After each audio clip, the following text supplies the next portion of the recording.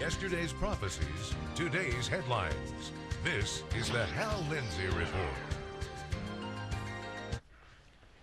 Shortly after taking office in January, President Obama launched a review of U.S. policy toward Afghanistan and Pakistan.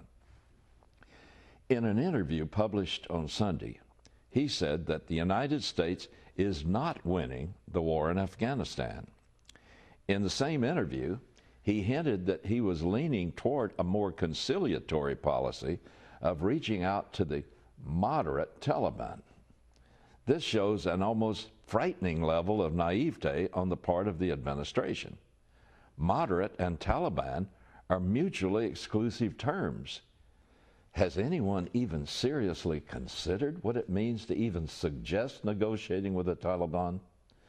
What happened to our high-sounding principles? Where the Taliban rule, women are forbidden in education. They're forbidden to appear in public without a male escort. Wife beating isn't domestic abuse.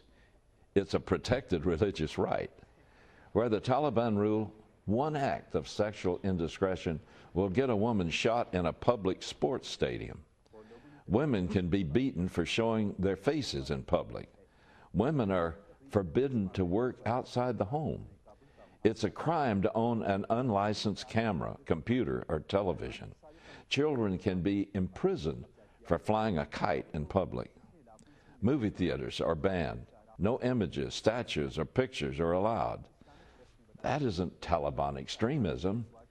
It's what life is like under Taliban rule in parts of Pakistan today.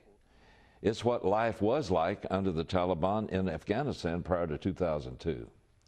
Taliban rule in Afghanistan was so repressive that only 3 governments on earth, Pakistan, Saudi Arabia, and the United Arab Emirates, recognized it prior to the NATO invasion.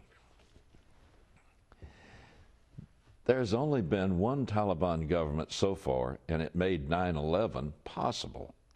The same leaders are still in charge.